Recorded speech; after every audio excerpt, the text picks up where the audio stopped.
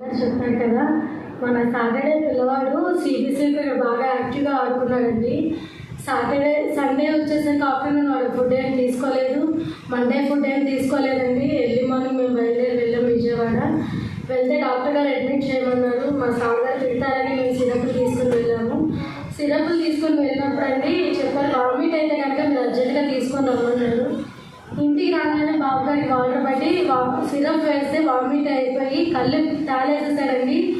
మా వల్ల కాలేదు, వాడిని అలానే తీసుకొని వెళ్ళాము. వెళ్ళాక వాళ్ళు వద్దన్నారండి, ఇంకా పిల్లోడికి సీరియస్గా ఉంది, మా వల్ల కాదు, మీరు వెళ్ళిపోండి. వాళ్ళు ఆంధ్ర హాస్పిటల్కి రిఫర్ చేశారు. అక్కడికి వెళ్ళాము. 40,000 అని చెప్పారు, కానీ పిల్లోడికి సీరియస్గా ఉందని చెప్పారు.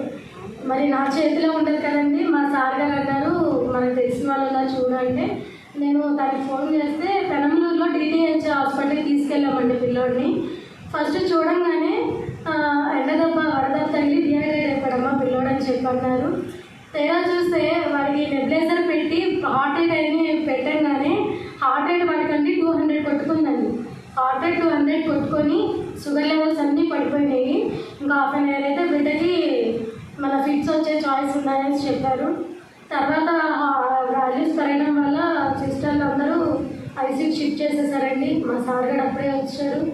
ఇక అమ్మకి షుగర్ ప్రాబ్లం ఉందని మేము ఏం చెప్పుకోలేదు. ఐసీలో అమ్మని బాబు దగ్గర నుంచి సార్ మమ్మల్ని కిందకి తీశారు.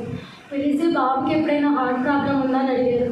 నేను చెప్పాను, కన్సీవ్ అయిన దగ్గర నుంచి ఇప్పటివరకు బాబు యాక్టివ్ అండి, ఏం ప్రాబ్లం లేదని చెప్పాను.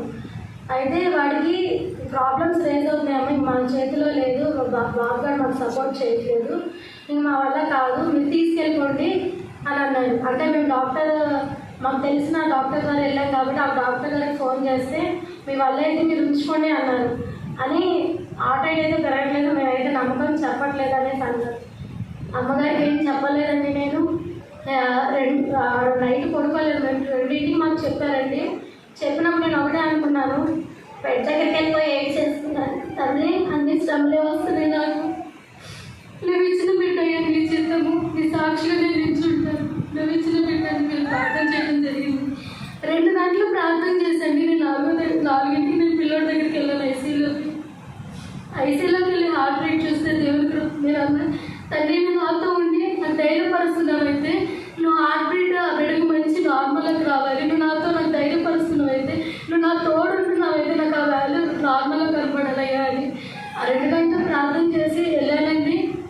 వెళ్తే దేవుని కృపతో ఆ హార్ట్ లెవెల్ నార్మల్లోకి వచ్చేసింది. డాక్టర్ గారు కూడా ఆశ్చర్యపోయాడు.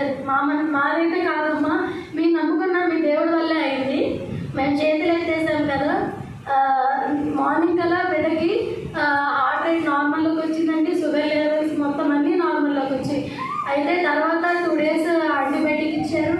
అగైన్ 3 డేస్ కూడా మళ్ళీ మెడిసిన్తో చూసి నిన్న దినంలో మేము డిశ్చార్జ్ అయ్యి వచ్చామండి. కానీ ఈ వారం రోజులు మేము ఎన్నో మాటలు మేము పడ్డామండి, అవమానాలు నిందలు ఎన్నో పడ్డాము. మా చేతిలో 1 రూపాయి కూడా లేదండి. కానీ మమ్మల్ని నడిపించిన తండ్రికి మేము కృతజ్ఞతలు చెల్లిస్తాం. ఈ చిన్న సాక్ష్యం దేవుడు దీవించింది.